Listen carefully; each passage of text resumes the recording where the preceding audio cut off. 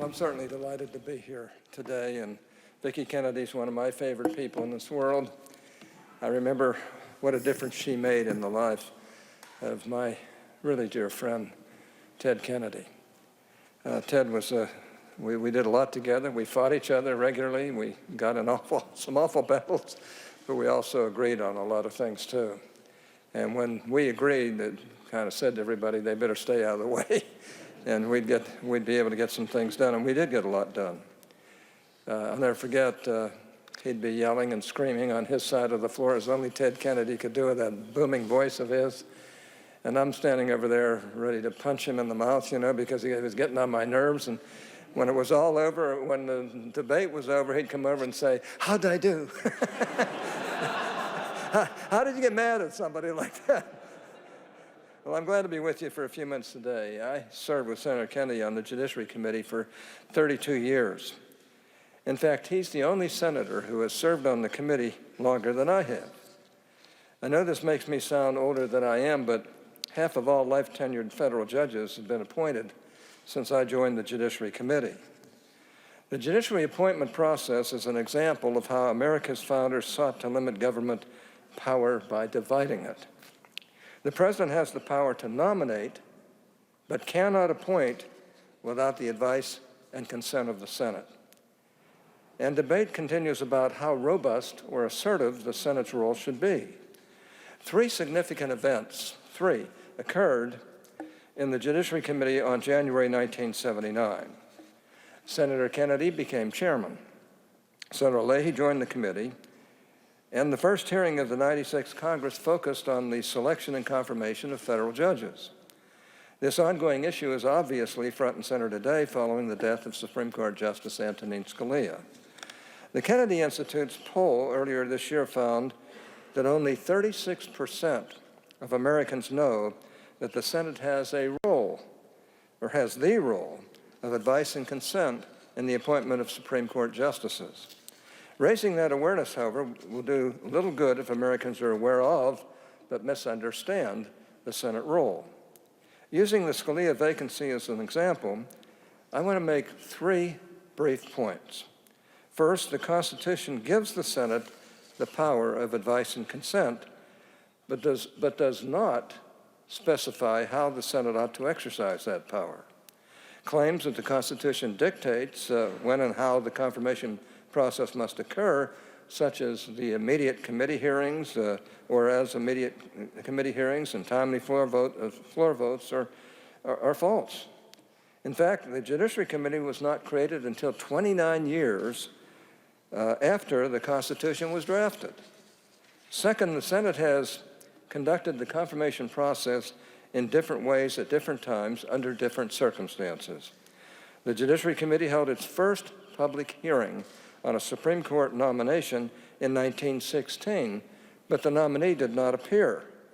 The regular practice of nominees appearing publicly before the committee did not begin until the 1950s. Earl Warren, for example, did not appear at his 1954 confirmation hearing to be Chief Justice of the United States. In a 2014 report, the Congressional Research Service said this, quote, "Neither the Judiciary Committee nor the full Senate is compelled to act on nominations which come before it," unquote. Our former distinguished colleague Robert Byrd made the same point in a 2006 speech when he said, quote, "There is no stipulation in the Constitution as to how the Senate is to express its advice or give its consent. The Senate can refuse to confirm a nominee simply by saying nothing and doing nothing," unquote. Now, that is why the Senate has a standing rule providing that nominations that are neither approved nor rejected are returned to the President at the end of the two-year Congress. Nearly 1/4 of all Supreme Court nominations were never confirmed, nearly 1/4.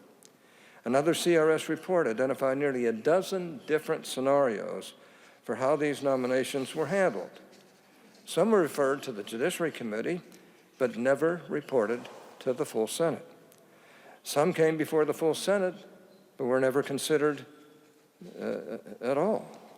As a simple matter of historical precedent, the Senate has never confirmed a Supreme Court nominee to a vacancy occurring this late in a president's tenure. The Constitution does not mandate a one-size-fits-all confirmation process, but leaves these judgment calls for the Senate to make. We tend to focus on the Supreme Court, but the same issues apply to the confirmation process for lower court judges as well. As Pat and I both know by experience, for example, Judiciary Committee chairmen of both parties have often decided for different reasons not to conduct a committee hearing for various nominees. The committee likewise has not always voted on each nominee who has had a hearing. To suggest otherwise is to misstate historical fact and misrepresent the meaning of advice and consent.